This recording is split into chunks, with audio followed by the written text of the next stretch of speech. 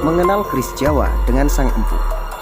Peningkatan jumlah penggemar keris di kalangan generasi muda rupanya berbanding terbalik dengan pelestarian jumlah empu keris di tanah air.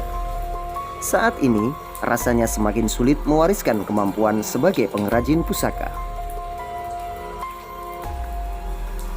Budayawan sekaligus empu dan pakar keris Kanjeng Raden Aryo Tumenggung KRAT Sukoyo Hadinagoro mengatakan jumlah pandai di Jawa semakin langka, namun permintaan akan keris terus meningkat, khususnya pada musim-musim tertentu seperti pilkada.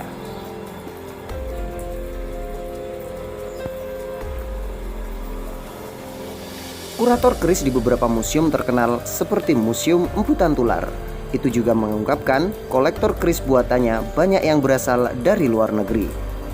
Pria kelahiran 1952 itu mengaku menjadi langganan tamu kenegaraan pada era Presiden Soeharto. Pada dasarnya, menjadi empu merupakan warisan terah atau garis keturunan pandai. Sebagian besar empu ada sekarang adalah keturunan pandai atau memang sudah memiliki darah empu dari leluhurnya. Namun, pada zaman sekarang ini, tidak semua empu mewarisi kemampuan langsung dari leluhurnya. Banyak yang terputus-putus, seperti saya ini. Berbeda dengan zaman dahulu kala, di masa menjadi empu itu diwariskan turun-temurun tanpa terputus. Tidak ada sebenarnya seorang empu boleh membuat keris apa saja, asalkan yang memenuhi kaidah keris. Ya, itu benar sekali. Sebab menjadi empu itu kan tidak menghasilkan alias tidak menyajikan uang. Jadi biaya untuk hidup itu berat. Selain itu, seorang empu itu kan harus dilengkapi dengan ilmu-ilmu yang lain. Ilmunya tidak selalu hal-hal yang bersifat ilmiah, bisa juga yang bersifat non-ilmiah. Itulah yang membuat mereka yang mau belajar jadi keberatan. Mereka jadi berkurang keyakinan di lingkungan masyarakat yang sudah modern, yang merasa bahwa keris sudah ketinggalan zaman. Kalau sentralnya sih di Jawa, tapi penggunanya menyebar di seluruh Indonesia. Nah, usia keris itu diketahui dalam tatanan dalil atau patokannya berdasarkan prasasti. Keris tertua yang ditemukan tertulis dibuat pada abad kisaran abad ke-8 atau ke-9. Pada zaman itu mulai dikenal kalimat keris, bukan keris.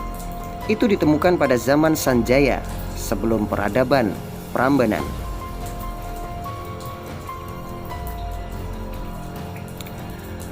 Nah, itu baru yang terdeteksi. Tidak menutup kemungkinan ada yang lebih tua.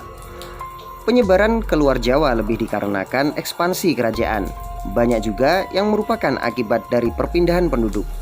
Dalam tataran masyarakat di Jawa, selain untuk senjata, apalagi fungsi keris?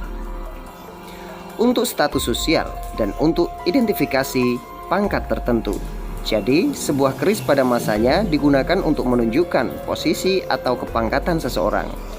Selain itu, membuat mereka lebih berani dalam mengambil keputusan. Jadi, semacam untuk karisma. Pada zaman itu, keris tertentu tidak sembarangan dimiliki orang. Keris memang dipercaya sebagai senjata para dewa. Dan hal-hal semacam itu kan tidak bisa diterjemahkan ke dalam bahasa kekinian. Keris itu yang membedakan ada 3 kriteria. Pertama, tata bentuk atau yang disebut dapur. Pada awalnya, keris dibuat dengan bentuk lurus saja. Namun karena pemahaman orang Jawa bahwa surga itu terletak pada langit lapis ke-9, maka pada akhir abad ke-9 mulailah dibuat keris berlekuk atau lu. Lahirlah yang namanya keris Luk 9. Filosofinya adalah hidup ini tidak selamanya lurus, banyak yang tertuju dan ditanggung.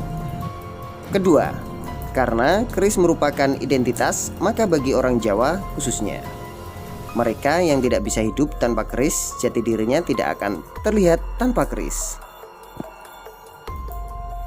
Itu pencerminan dari kriya keris yang terus dibuat sampai saat ini karena masih tingginya permintaan. Yang ketiga, keris merupakan warisan. Orang Jawa memiliki pemahaman bahwa mewarisi tanah sama dengan mewarisi pusaka. Makanya, keris banyak diturunkan ke anak cucu mereka karena dianggap sebagai pusaka atau benda warisan. Sebetulnya, hanya satu yang membedakannya.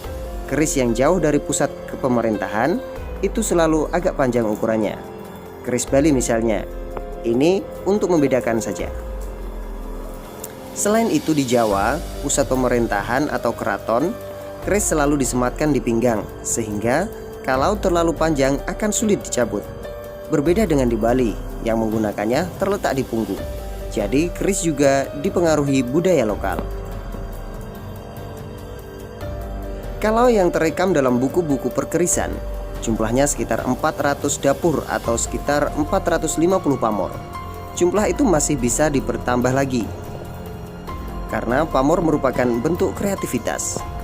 Karena keris merupakan simbol zaman, maka keris dibagi menjadi dua, yaitu keris kuno dan keris kamardikan.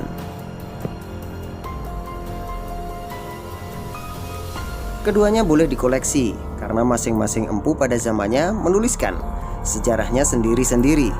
Ada yang ditentukan berdasarkan zaman, keutuhan barang, dan kesempurnaan garap. Itu adalah aspek-aspek yang membuat sebuah keris menjadi lebih eksotis dan bernilai tinggi. Pakem itu juga berlaku untuk keris kamardikan. Sebenarnya yang membedakan keris kamardikan dan keris kuno kan hanya waktunya saja. Keris generasi baru belum diuji oleh zaman. Saya lebih suka menggunakan istilah keris lama dan keris baru karena semuanya asli.